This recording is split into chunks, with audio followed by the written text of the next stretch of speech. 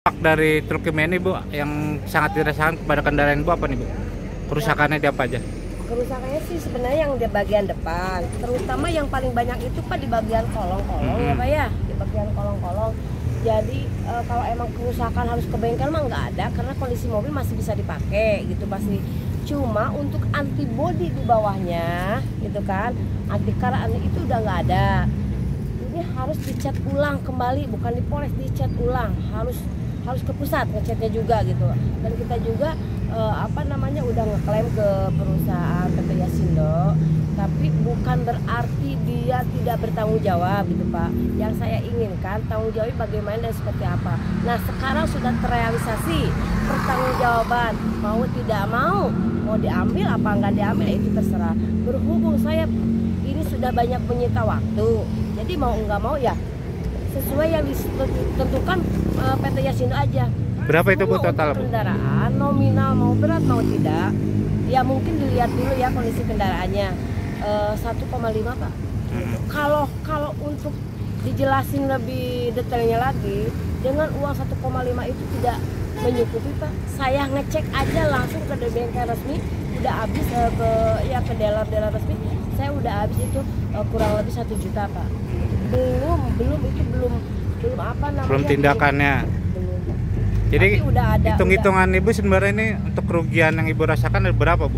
Udah banyak sih Pak. Kalau emang ini harus harus dirawat, belum dirawat inap 1 bulan, terus kalau dirawat inap 1 bulan saya untuk transport kerja juga emang terbatas, mungkin itu udah banyak menyita waktu Pak.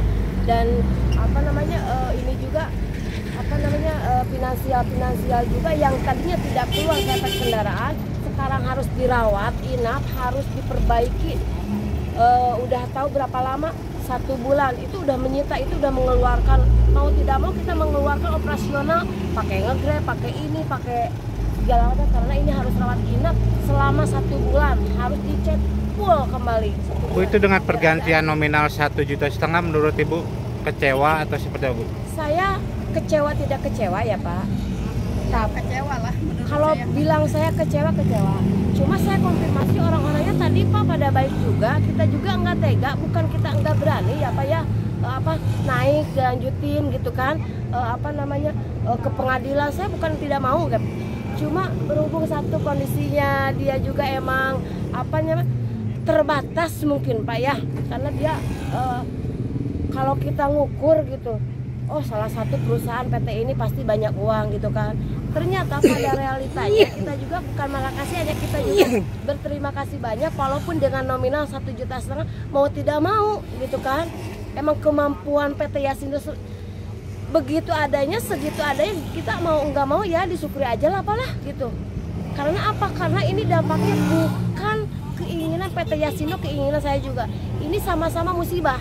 PT Yasindo juga musibah, termasuk saya juga, kendaraan roda 4 saya korban gitu, korban bahan cairan kimia gitu, kena dampaknya juga gitu loh Pak.